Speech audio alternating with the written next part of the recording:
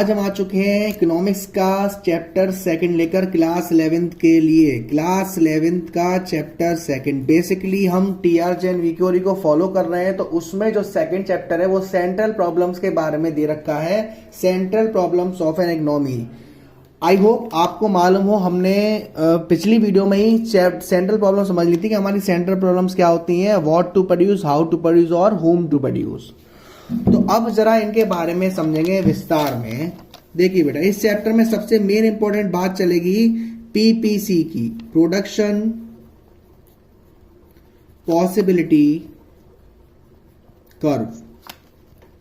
इसके तीन नाम हैं, production possibility curve, production possibility frontier और प्रोडक्शन ट्रांसफॉर्मेशन कर्व। बेसिकली ये होता क्या है, देखो बेटा, अब मैं खाने की बात करूं, मुंह में पानी नहीं आया किसी के। फॉर एग्जाम्पल, आपने एक हलवाई हायर किया, उससे कहा कि साहब हमारे घर पे पार्टी है और आपको खाना बनाना है।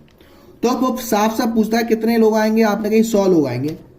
अब वो अपने अंदाजे से ही बता देता है कि 100 लोगों के खाने में क्या क्या मटेरियल कितना लग जाएगा। दूसरा एग्जांपल लेता हूं, आप किसी रॉ मटेरियल जो फर्नीचर का काम करते हैं उसके पास गए, आपने कहा कि मुझे 10 चेयर चाहिए लकड़ी की या 10 टेबल चाहिए। तो अब उसे कितनी बनानी है, 10 टेबल्स बनानी। तो वो अपने हिसाब से ही माइंड में कैलकुलेट कर लेगा कि इस 10 टेबल को प्रोड्यूस करने के लिए मुझे कितना रॉ मटेरियल चाहिए होगा।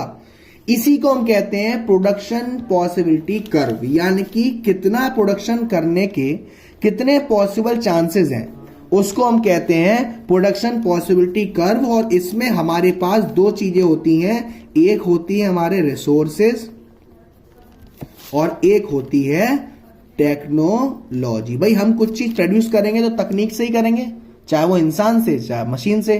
और क्या प्रोड्यूस करेंगे, वो हमारे क्या होते हैं, रिसोर्सेज। तो प्रोडक्शन पॉसिबिलिटी कर्व क्या होता है, it shows the combination of two goods with the given resources और टेक्नोलॉजी। दो गुड्स के कितने कॉम्बिनेशन बन सकते हैं हमारे रिसोर्सेज और तकनीक के हिसाब से, उसे हम कहते हैं पीपीसी या production possibility curve, transformation curve या फ्रंटियर। है ना, क्लियर है।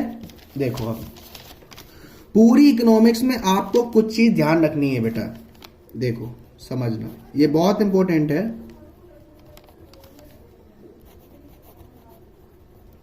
Rightward, leftward, forward, backward, upward, downward.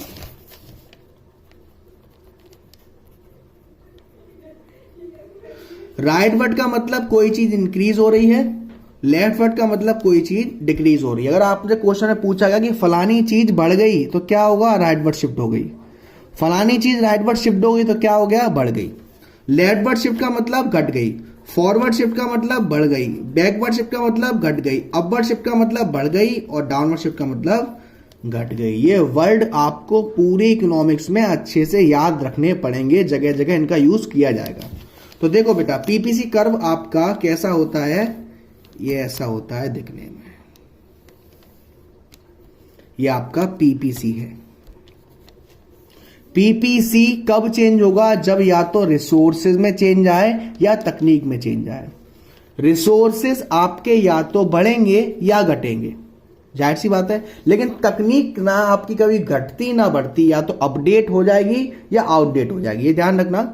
Resources हमारे या तो इंक्रीज होंगे या डिक्रीज होंगे, और टेक्नोलॉजी आपकी या तो अपडेट होती है या आउटडेट होती है।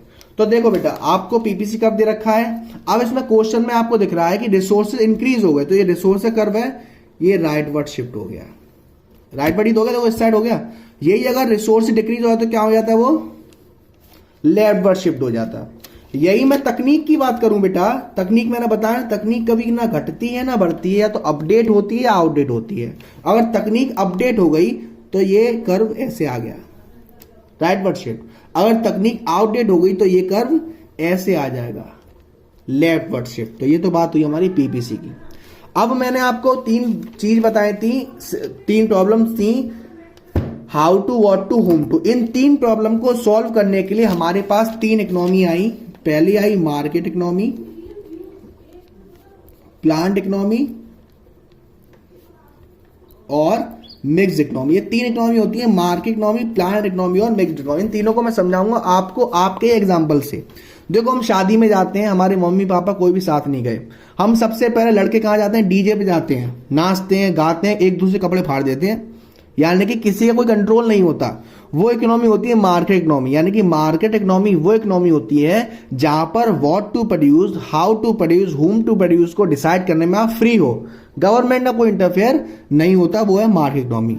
प्लान्ड इकोनॉमी वो इकोनॉमी होती है जिसमें आप शादी में जाते हैं और मम्मी पापा आपके साथ जाते हैं, मम्मी पापा देखते हैं आप क्या कर रहे हो, तो आप डांस का डी भी नहीं आता, आप कह रहे हो सर पापा मैं तो डांस ही नहीं करता।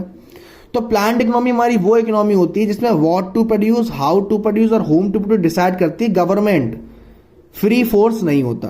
मिक्स इकोनॉमी क्या होता है कि आपके पापा कह के चले जाते हैं बेटा थोड़ी देर में आ रहा हूं डांस कर लेते, तो आप थोड़ा बहुत नाच लेते हो, उसे कहते हैं मिक्स इकोनॉमी। यानी कि फ्री तो होता है लेकिन ऊपर से गवर्नमेंट देख रही होती है कि आप क्या सही कर रहे हो या क्या गलत कर रहे हो। ये हमारी तीन इकोनॉमी होती हैं। उसके बाद आती है आपकी एक अपॉर्चुनिटी कॉस्ट। ये बहुत इंपॉर्टेंट है। अपॉर्चुनिटी कॉस्ट का मतलब क्या है? फॉर एग्जांपल आप जिम कर रहे हो, बहुत से लोग जिम कर रहे होंगे, मुझे देख के तो जारी कर रहे होंगे, है ना। अपॉर्चुनिटी कॉस्ट का मतलब क्या है कि फॉर एग्जांपल मैंने कहा अरे यार एक नई जिम खुली है, वहां पे उतने ही पैसे ले रही है, स्पेस ज्यादा, ट्रेनर भी है, तो जाहिर सी बात है आप ये जिम छोड़कर दूसरी जिम पर चले जाओगे। तो अपॉर्चुनिटी कॉस्ट का मतलब क्या होता है कि जो चीज आपके लिए पहले अच्छी थी और अब जो आपको अच्छी लग रही है उससे पहुंचने में जो आपने सेक्रीफाइस किया वो हमारी क्या है? Opportunity cost. Next best alternative cost that you have forgone, यानी कि एक नई अच्छी जगह पर पहुंचने के लिए पिछले जो आपके लिए अच्छा था वो आपने छोड़ दिया, हटा दिया, वो हमारी क्या है? Opportunity cost. तो बेटा आज की वीडियो में इतना ही। वीडियो पसंद आई हो तो वीडियो को लाइक करना मत भूलना, शेयर करना मत भूलना, चैनल को अब तक सब्सक्राइब नहीं किया तो प्लीज सब्सक्राइब कर